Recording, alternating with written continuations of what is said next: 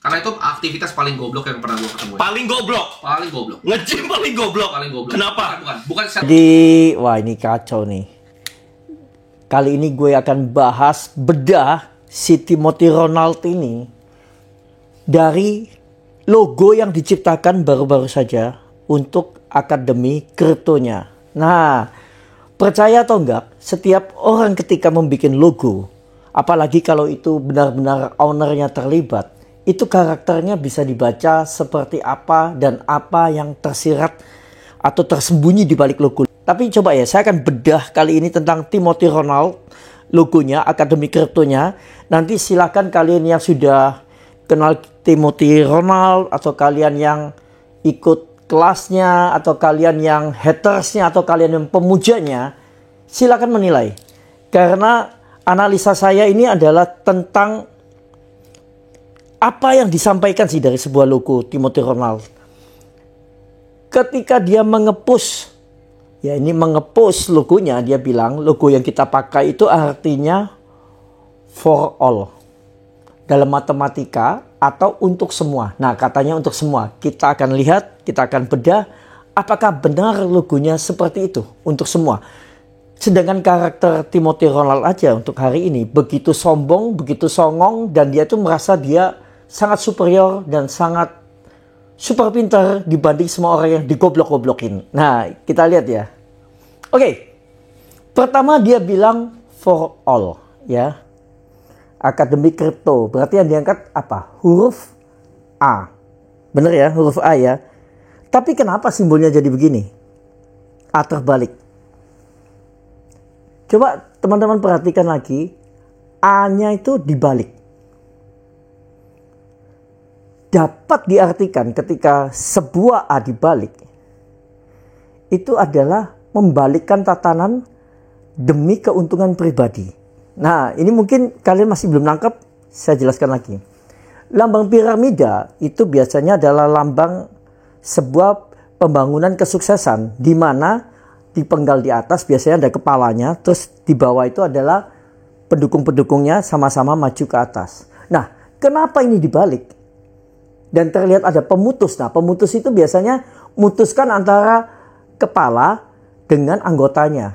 Nah, posisinya itu yang di atas ini yang paling diuntungkan. Jadi dia tuh nggak mau berbagi yang ke bawah. Yang di bawah itu kecil. Lihat ya, logonya kan begini kan. Ini, coba lihat lagi. Terus kita lihat ada garis seperti A, ya. Yang seolah-olah di samping itu rata, padahal nggak rata, pendek sebelah.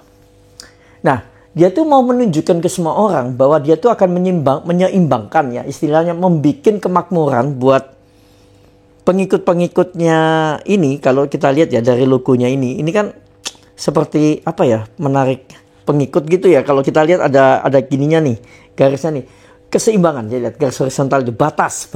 Nah, itu bisa dua arti. Yang pertama, batas yang atas yang kaya, yang bawah ya kan kecil kan, menopang yang atas kan. Nah, bisa diartikan lagi gini. Kelihatannya sama rata, padahal nggak sama rata. Jadi ada sesuatu yang nggak balance di sini sebenarnya. Dan kalau kita lihat lagi di dalamnya ada yang dilubangin, geser itu kan kelihatan ya.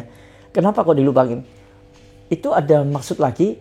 Kalau dalam tangkapan ya analisa saya itu seperti kamu yang nanti ikut sukses itu sedikit aja, yang bawah nggak usah ikut sukses karena dia buka celahnya dikit gitu kan. Kamu lihat ya, nggak ditutup rapat, tapi dia masih memberi kesempatan untuk yang mau naik. Nah, ini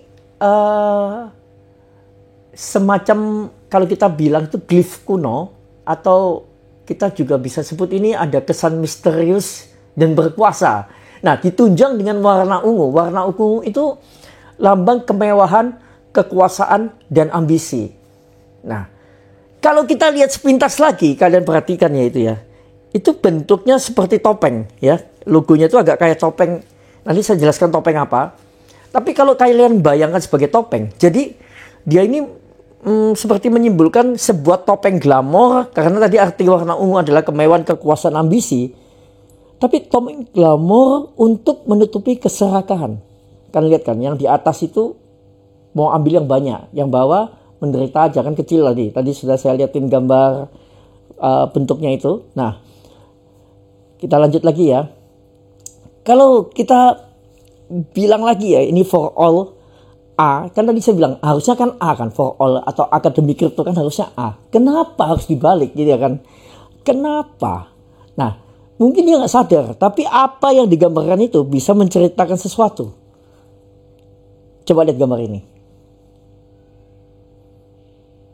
Oke, sudah kelihatan? Kalian lihat itu gambar apa? Mungkin kalian akan analisa, wah, itu kok seperti bintang di balik karena ada 5 tujuan, bener gak?